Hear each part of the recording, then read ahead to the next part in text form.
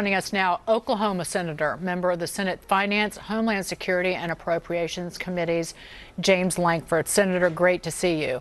Good to see you as well. Senator, what do you make of this request for funding in terms of just humanitarian efforts at the border? Can there be any bipartisan compromise on this?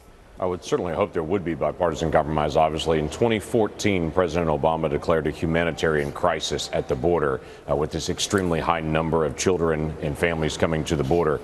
We are twice that number in the first 6 months of this fiscal year of what President Obama declared a humanitarian crisis. So if Democrats saw it as a humanitarian crisis in 2014, they should certainly see it as that kind of number now. We have children being what's called recycled across the border, where that child will come across with one adult, and then a week later they'll come across with a different adult, and then after that they'll come across with a different adult. This is a problem where these children are being trafficked and used to be able to move people across the border. Hi, James Freeman here at the Journal. You mentioned you would hope that Democrats would compromise. So here we have a plan that's saying not money for the wall, it's money for beds and food and health care for people in that border area. We have even Tom Freeman at the New York Times discovering that there's a problem on our southern border.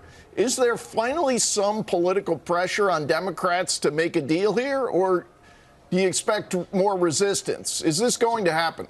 I just can't tell. I'd love to tell you. Right now, many of my Democrat colleagues say if you detain a child or a family in any way, you're keeping them in cages, quote unquote, even though they're being kept in a much better condition than what they were when they were traveling across Mexico and trying to transit that area. I visited one of my Democratic colleagues a month ago after President Obama's Border Patrol person had testified and said something has to be done with the Flores settlement. It is opening up our borders to the world. We have no borders anymore. I could turn to my Democratic colleague after that immediately and say, do you not hear this? This is not a partisan issue. This is a humanitarian issue. His response was, we've got to figure out what we want to trade to be able to do this. I see it as a problem, but we got to figure out what else we want to add to it to be able to negotiate. The issue is this really is a humanitarian problem. It is opening up our borders to people from all over the world to say, if you bring a child, you can come across the border and you can stay in the country up to 2 to 3 years while you await a hearing. Senator Steve Forbes here.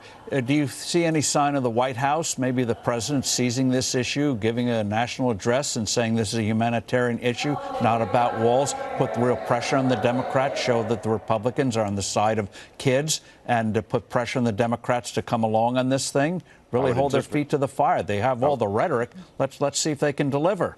I would anticipate he would continue to be able to put pressure. He's tweeted this out. He's talked about it. He obviously brought it up in his last State of the Union address. I think this will come up over and over again. And the key issue really is this is now child smuggling for the benefit of adults trying to get across the border to be able to come work in the United States. But there's nothing like a special press conference or address to really focus the issue.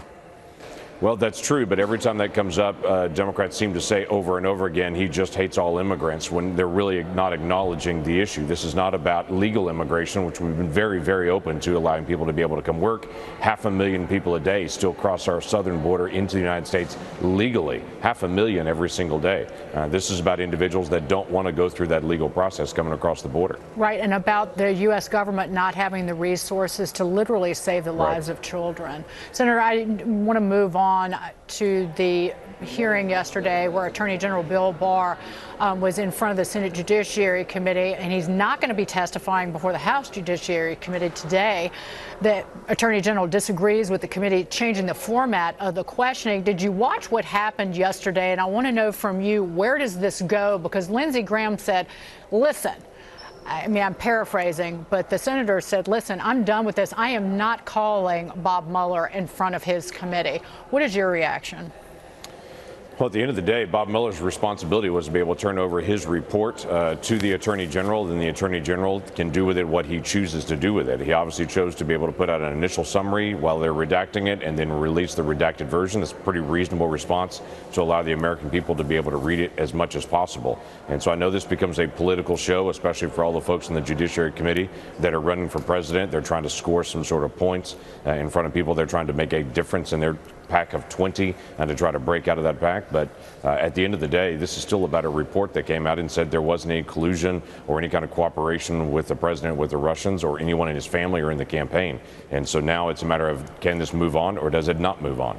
And then also the investigation into whether there was any predicate for the launch of this investigation in the first place. Right. Again, that's on the Attorney General. That's also coming from the Inspector General. We could get that literally in a matter of weeks. So it does appear like these Democrats certainly trying to discredit the Attorney General in advance of those investigations and the results from the IG report. I want to ask you about the crisis in Venezuela. More violence and unrest expected as protests reach their third day in the struggle between opposition leader and Juan Guaido and the Maduro regime. But Minnesota Congresswoman Ilhan Omar had this to say about the crisis, laying the blame on the United States. That we have put in place has kind of helped lead the devastation in Venezuela, and we've sort of set the stage for where we are arriving today. This particular bullying and the use of sanctions to eventually intervene and make regime change really does not help the people of countries like Venezuela, and it certainly does not help, and it's not in the interest of the United States. Senator, what is your reaction to the Congresswoman? Fairly stunning, to say the least on it. This is a socialist member of the House of Representatives here protecting a socialist Maduro, and I guess the legacy of the socialist regime of Chavez, to say that that was somehow more beneficial for the people of Venezuela and of South America. I would tell you, for the millions of people fleeing out of Venezuela right now, and for the refugees that are moving into other areas that can't find food, that don't have basic necessities in their life, they would certainly say that any American assistance to be able to help them transition to a free market capitalist system where they can actually get a job and feed their families and to have basic sustenance, they would prefer to have that help rather than be trapped in the socialism from before. Senator Steve Forbes here again. In terms of Venezuela, it's very clear Cuba and Russia, too, are going to do everything possible to keep Maduro in there. The Cubans have a very nasty security people there. What can we do to really help push this thing over without sending in the Marines? What can we do next? Because they're not going to let him go.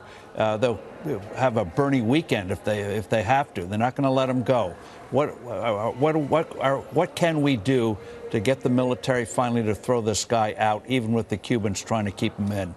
So it's military to military relationships, reaching out to individuals that we know they're reaching out to other countries that have relationships in the military to say, stand down, don't shoot at your own people, don't cause a mass civil war here. Everyone sees what's happening in the rest of the world. You should see it, what's happening there, and to be able to have a peaceful transition as much as possible. Obviously, there'll be people that are very dug in defense of Maduro, but many of the people in the military were already making that transition towards, we're going to just honor the respected, worldwide honored government of Guaido that everyone in the region has already accepted and that the people have accepted there. And now we're left to the thugs in the street and the people that are propped up by the Cubans and the Russians to try to help sustain them. At some point, that's not sustainable. They know it. They're not being paid. Currently, that makes a big difference in that transition to realize that the military, under rightful leadership, should be under the leadership of Guaido. Will help put leverage from every country on the military to see if they can acknowledge that. Senator James Lankford. Senator, thank you so much for being here. We covered a lot of ground this morning. Be well. Glad to be with you. We'll Thanks. see you soon.